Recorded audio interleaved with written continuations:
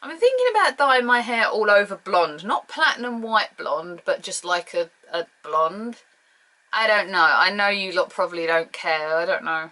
So hard. I don't make decisions very easily. It's a wonder really that I do all of this in one take. You have no idea. Good morning, good afternoon, good evening. Hello, creepy friends, where we are back to my bedroom set.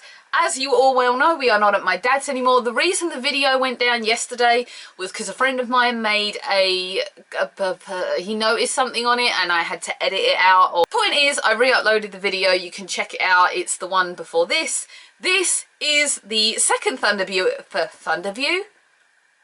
I'm awake today. I got no excuse. This is the second Thunderbirds episode review. Yes. Of this weekend. As some of you know, or as I reminded some of you, there was actually 2 episodes this weekend. One was Slingshot, which we've already discussed, with Harley. Did you all notice that I scared Harley? I didn't realise it. I clapped my hands and he jerked behind me, poor dog, bless his heart. It's a lot harder to get the cat on video. I would put Purdy on video, but she's kind of hard to pin down, whereas Harley, when someone's out, will always sit on that staircase you saw. This was episode, I think, 9 or 10. It was called Tunnels of Time, and for me, this has been the ultimate dream episode. I loved this episode. I was sitting there going, this is what I've been waiting for. It was like total mass nerd out. I don't know why I kind of sat there, and I came home from work, and obviously it had been on while I was at work, because I do work on a Sunday, and I was like, I get to watch Thunderbirds again. What a brilliant episode! One thing, who saw the live action set? I noticed it when, I think it's Gordon in the initial piece where they find the tomb, comes out and they're clearing the sand. I was like, oh! It actually got me a bit emotional for some random reason. I don't know why. Am I that much of a mark out for Thunderbirds live action sets? One of you did tell me though, apparently they do use CGI and live action sets. Maybe that's the only time I've ever actually physically noticed this. There was actually a program called Reggie Yates and Thunderbirds, something like that. I didn't manage to see that. I wanted to see that. It was supposed to be on at 4 o'clock the Saturday Thunderbirds started, but it was not. Consequently, I didn't see it. If it's on here or on ITV Player, I will have to go and re-review it. The episode starts as a plane rescue mission. Some miners get caught in a mine, obviously, and Gordon and Virgil have gone to rescue them, and whilst being there they discover the tomb. So we then fast forward a few months and Gordon, Penny, Parker and this very obviously dodgy professor are entering the tomb to excavate, scavenge, discover, basically. Gordon had spiked interest in this in the original little thing 6 months before the rescue. That's the word I'm looking for. So it was cool that he got to go, and it was also good to see Gordon have a bit of personality. We haven't seen that before with Gordon. He hasn't had his chance, and this really gave him a chance to go, ha, here I am, I'm Gordon Tracy, everyone. Gordon was there, I think on Parker's request for Penny's safety as well as for his own intrigue, which Penelope did not appreciate.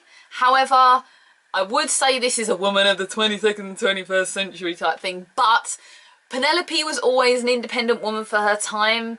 She never ever wanted people doing too much for her. She would happily have Parker carry her bags. But if you remember the episode The Imposters, where Penny and Parker have to go and find Jeremiah, I know this much because I like this episode. And they're walking through the forest and Penny's just like, I'll lead, and does it all. Mainly because Parker keeps throwing leaves in her face, actually. But she's self-sufficient, she always was, and she's quite self-rescuing in a way, I feel. The further they get into the tomb, they get separated from the professor. The professor then says he's going to go and get help, which of course he doesn't. He's more interested in the gold and the glory, because he essentially is telling John that everything is fine, when actually it's not. They're trapped. We knew that was coming, I think. I think it was very obvious. But John sees past this. Scott finds him rehearsing a scene about him saying, oh, well, it's a shame Lady Penelope died. He walks in. We're going to get onto Scott's anger about that moment in a minute. Consequently, we have Virgil there. We have Scott there. We have John working space. It's the dream mission. It's that moment we've been waiting for, because suddenly you've got 2 crafts in one place. You've got Gordon in danger, Penny in danger, Parker in danger, and it's just like, oh, it's the episode where they're and it was exciting. You're all going to think I'm a total loser right now. I'm fine with that. It's got an amazing use of futuristic gadgets, an amazing use of all the principal cast members beyond the cliched professor. It's a cool expedition, a bit of fictional history thrown in. Exactly the sort of episode we've been wanting. You could definitely see this in the original Thunderbirds. Obviously expanded to a 45-minute episode, but you could just see this there. Totally see it there. It's exactly what we want. Impeccable character use, impeccable storyline, great use of Thunderbird craft and what's not to like about this episode beyond the professor? It's cool with Gordon, as I mentioned, that he gets his chance to shine here, but it's also nice to see him get just as excited about the use of new gadgets as Gordon and Virgil. As you probably remember in the original, the latter of the characters that got to use any kind of new equipment, Scott and Virgil. If you remember the episode where Tommy and his parents get locked in the bank vault, I'm trying to remember what that one is, and they have to use those heat guns to burn through a door, and initially at the test they knocked Scott and Virgil out. They had like spike meters on the back. I don't remember what it is 100%. I know I like that episode, but if you remember that, again, it's Scott and Virgil trying everything. The minute there's something new, it's Scott and Virgil, it's Scott and Virgil, and it's nice to see that every other character, they're all getting their airtime too, and I think this was important to be done. I kind of liked the little spark between Gordon and Penny. I know really in the original it was probably more hinted that it was going to be a Jeff and Penelope kind of love affair. It's kind of cool that it was Penny and Gordon, you know, that was never something we would even consider, and I did not mind that. I don't know what you thought, do tell. Also in the original, beyond Alan and Tintin, there were no real couples. You know, you can't really perceive Penelope and Parker as a couple.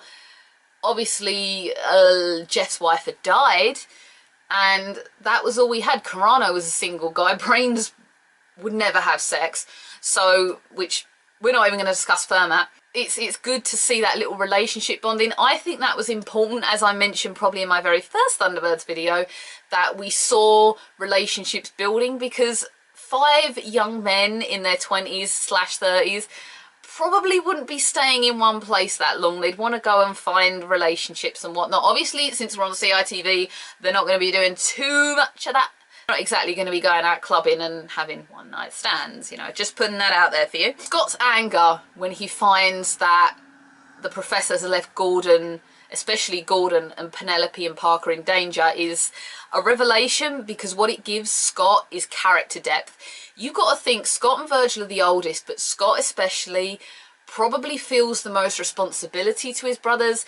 He probably takes the idea of Gordon in immediate danger like that as a memory of his dad being lost, and the idea of losing him probably scares him to death. And that is something only we would see, but it's something wonderful, and it's something that, as I say, gives Scott such a substance as the eldest and probably a leader, if you want to say that. Sarcasm throughout the episode, all for the adults. Thanks for that. Point of no return, says Parker. I reached that a while ago. Parker being the chicken in this, again, Parker trait, as is Penny's independent woman thing. It's just all been modernised, which is cool, and that was Dr. Martins messaging me that we're not going to get on the Doc Martins thing. All they've done in this is bring stuff up to date, bring characters up to date, and created the perfect episode, I feel. I think even this is overtaking EOS and even Fireflash as my favourite episode so far. I want to know what you think of this. Did you agree with me that it was probably the best episode they've done so far? I really hope you do. Please do follow me on Instagram if you wish to. I'm trying to work up a Facebook page. I'm actually going to change my own Twitter profile and try and get Slams and Bobs and Nixie Bobs on Twitter, if you would wish to have me on Twitter. I'm kind of a bit of a social media dunce. I've never really strayed beyond Facebook, and even then, recently I've given up on Facebook. I just share and never do any statuses beyond telling people not to send me bloody game requests. Honestly, I have one person who I recently unfriended. She doesn't work, she doesn't want to work, she just sits there and sends me 8-ball pull requests all day. Now, if you have time to do that, great, but you know what? I work, I do this, I write novels. I don't have time to do that. I sometimes have time to play Scrabble. I sometimes have time to play SimCity. That's it. Do tell me what you think. Share the video, comment on the video, like, dislike the video. I don't mind what you do. Subscribe if you haven't subscribed and you're new to me and the weirdness of this channel. This week, we obviously have Elimination Chamber to do. I've worked on the toner video for this. That should be coming out too. I'm determined to try and get the Birchbox and the Glossy Box. I did record Glossy Box. Several boxes are missing from this month's monthlies, basically. There's a lot of reasons behind that. With Look Fantastic, I'll probably just leave that and do a combination one next week when we get the newest box. I know you Thunderbirds fans don't care about that. Terminator Genesis. We have just over a month to go.